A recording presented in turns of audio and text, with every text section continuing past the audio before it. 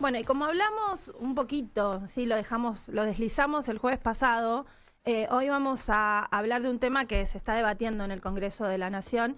Tiene que ver con la baja de la edad de imputabilidad de los menores, que vendría a ser el límite inferior por el cual los adolescentes pueden ser juzgados e ir a la cárcel. En Argentina, esta edad está en 16 años actualmente, pero desde el Gobierno Nacional impulsan un proyecto para bajarla a 13 años. Por eso hoy estamos en comunicación con el doctor David Perlmutter, juez de Cámara de Tribunal Oral de Menores número 1 de la Capital Federal, coordinador de la Diplomatura de Gestión Integral de la Justicia Juvenil de la Universidad de San Isidro e integrante del Foro de Responsabilidad Penal Juvenil de la Provincia de Buenos Aires. Hola David, ¿cómo estás? Gracias por atendernos. Buenos días, ¿cómo va? Saludos para todos ahí, para todos los oyentes. Bueno, doctor, bueno, es el David, doctor, viste, que ya nos Sí, conocimos, David, nos David, conocimos, ya nos conocemos. sí, ya nos conocemos. Quería preguntarte cuál es tu opinión respecto de este proyecto que se está tratando actualmente en el Congreso. Mira, en realidad eh, yo creo que está mal encarado de base ya el proyecto, porque en realidad este proyecto y cualquier otro proyecto que hubo en andas en el Congreso a lo largo de los años, recordemos que hoy por hoy el régimen penal juvenil de la República Argentina es comúnmente denominado Decreto Ley 22278 porque fue dictado en la época de la dictadura militar. Si bien hoy sigue estando en vigencia este decreto ley y ha tenido varias discusiones e intentos de modificación, lo que siempre se pretendió a través de estos proyectos era la baja de la edad de punibilidad. Y yo creo que desde ahí mismo pensar un proyecto simplemente a partir de qué edad se persigue penalmente a los adolescentes en la República Argentina, creo que ahí está el error.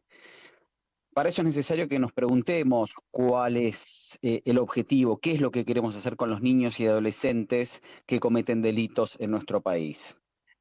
Esa es la pregunta disparadora para ver qué abordaje le vamos a dar a los jóvenes que han infringido las leyes penales. Si me permitís, Alejandra, Sí, una simple diferenciación en lo que es la punibilidad e inimputabilidad. sí. Para que los oyentes tengan en claro qué es lo que se está discutiendo en el Congreso. La inimputabilidad es la incapacidad de conocer la ilicitud, el hecho ilícito, el delito, y de actuar conforme a derecho. Y la punibilidad, que es lo que se está discutiendo, es la política pública de persecución penal criminal por parte del Estado. Y acá es lo que nunca los legisladores, nunca el Estado argentino en su conjunto se ha puesto de acuerdo para ver qué se hace con estos adolescentes. Es por eso que, de acuerdo a todos los lineamientos internacionales, nosotros tenemos un amplio, muy amplio plexo normativo, una amplia normativa internacional que nos da a nosotros las bases para la construcción de un sistema de responsabilidad penal juvenil y que el Estado argentino está obligado a cumplir con esos compromisos internacionales asumidos principalmente, como les decía, en la Convención de los Derechos del Niño. Es así que se debe haber creado ya hace muchos años y algunas provincias han regulado en su legislación interna provincial un sistema de responsabilidad penal juvenil. Ya Lo- en el 2005, 2008, los diferentes estados provinciales han adecuado su normativa a los lineamientos internacionales. Es decir, que se tomó al niño, niña y adolescente como un sujeto de derechos. Hubo un cambio de paradigma real, donde antes se lo tomaba como un objeto de protección, se lo tutelaba, y actualmente toda, todas no, perdón, algunas provincias han podido modificar su legislación y respetar los lineamientos internacionales. Lineamientos internacionales que no respetaría esta iniciativa. Exactamente. Lineamientos internacionales que el proyecto que está dando vueltas impulsado por el gobierno nacional no está respetando esta, estas líneas que el Estado argentino se comprometió oportunamente. David, te hago una consulta. ¿Siempre Sí, estuviste en desacuerdo de bajar la edad? ¿O porque hemos charlado al respecto sobre este Hemos charlado tema. y te he confesado que soy un converso en cuanto a la baja edad de punibilidad. En el 2008 yo asumo como defensor penal juvenil en la provincia de Buenos Aires, cuando asumo y donde tenía la mirada puesta en un sistema penal, yo venía del sistema penal de adultos, entendía que todo niño, niña menor de 16 años que cometió un delito tenía derecho a una asistencia técnica, jurídica, a un debido proceso, a ejercer su derecho de defensa y, en definitiva, a que se le garanticen todas las garantías, valga la redundancia, en el proceso penal. Sin embargo, en mi andar, en mi caminar por la justicia especializada penal juvenil, entendí que no era necesario eh, dotarlo de esas garantías, darle esas garantías a los niños, niñas menores de 16 años, sino que era al revés, era que había que fortalecer el sistema de promoción y protección de derechos que muchas provincias han regulado conforme a la ley 26061.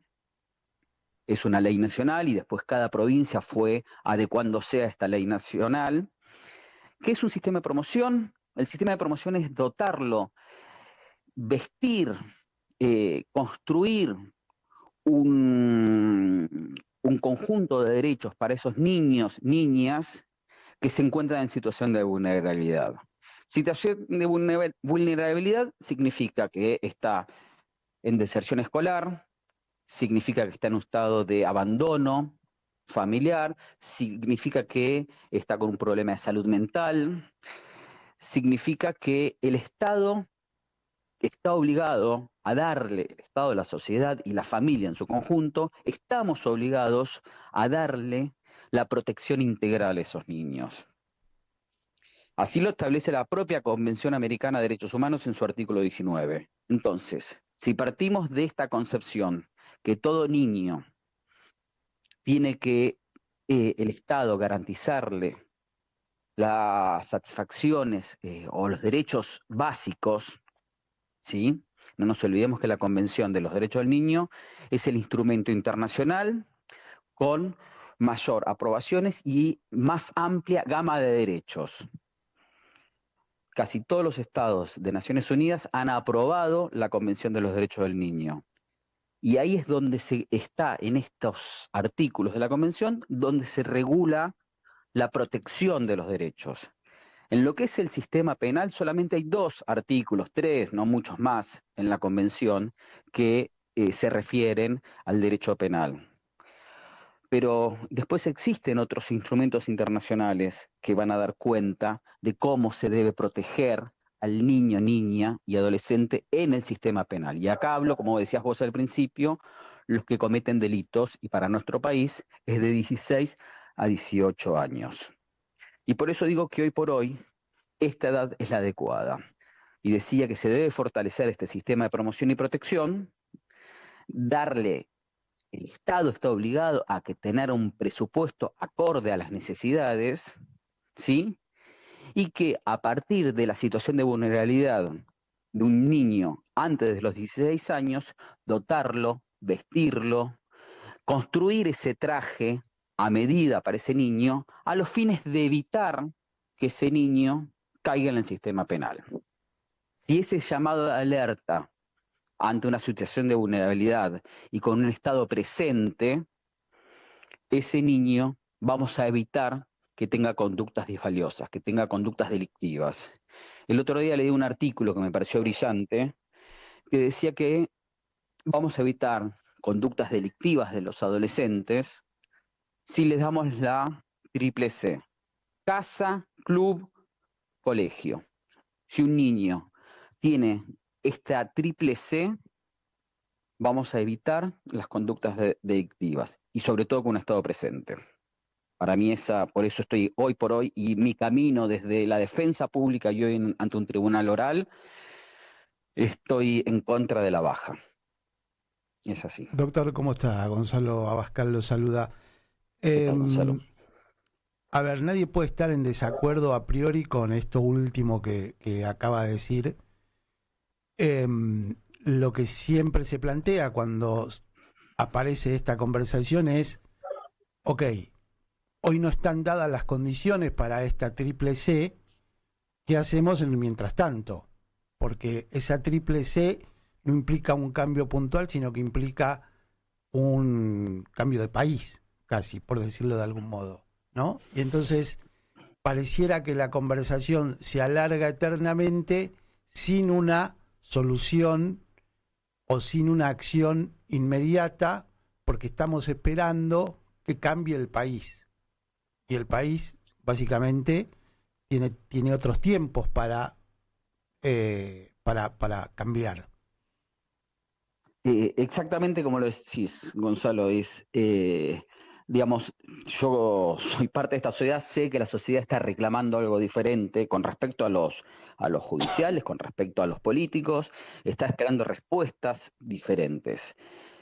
Yo creo que, y aplaudo estas iniciativas que tienen los medios de comunicación, que nos dan la voz a la justicia especializada, donde si salimos en las noticias simplemente porque un no punible o un punible, digo otra vez, un no punible menor de 16 años, un punible mayor de 16 años, comete un hecho aberrante, un hecho delictivo grave, ahí es donde nosotros tomamos notoriedad, y ante esa notoriedad es donde se pone en discusión nuevamente la baja edad.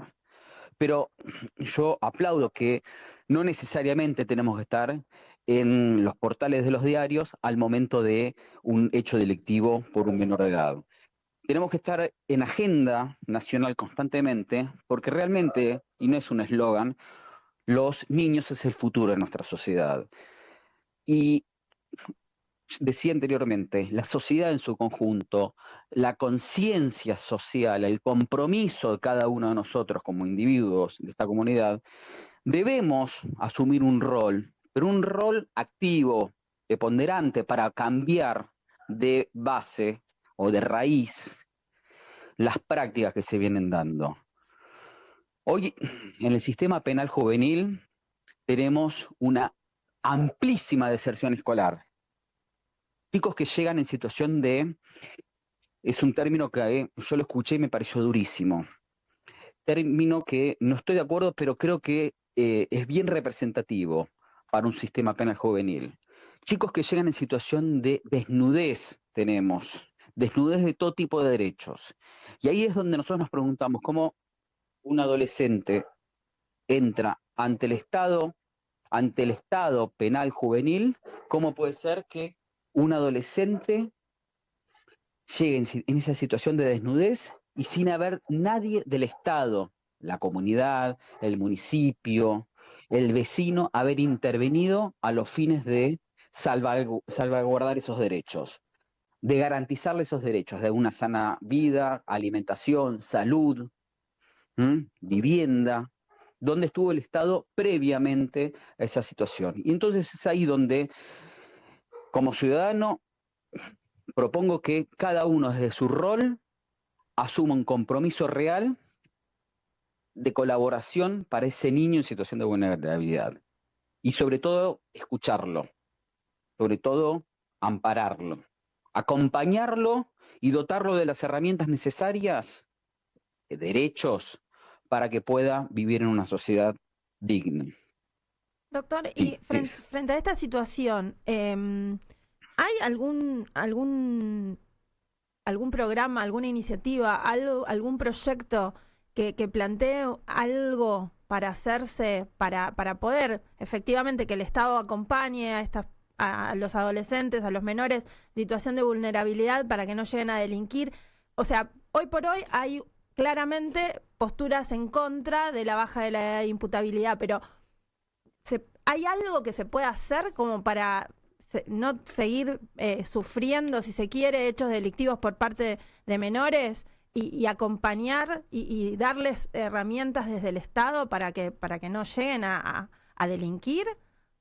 Ahí, Alejandra, te digo dos cosas. Primero, no hay una estadística real, certera, ni idónea que nos permita ver la realidad del sistema penal juvenil.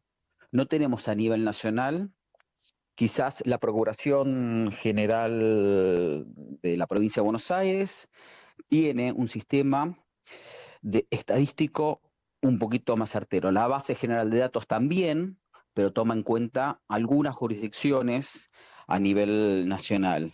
Y después no tenemos un mapa a nivel nacional de las conductas delictivas cometidas por los menores de 18 años. Yo creo que para poder hablar de un sistema penal juvenil, tenemos que sentarnos en la mesa con una realidad, Con datos.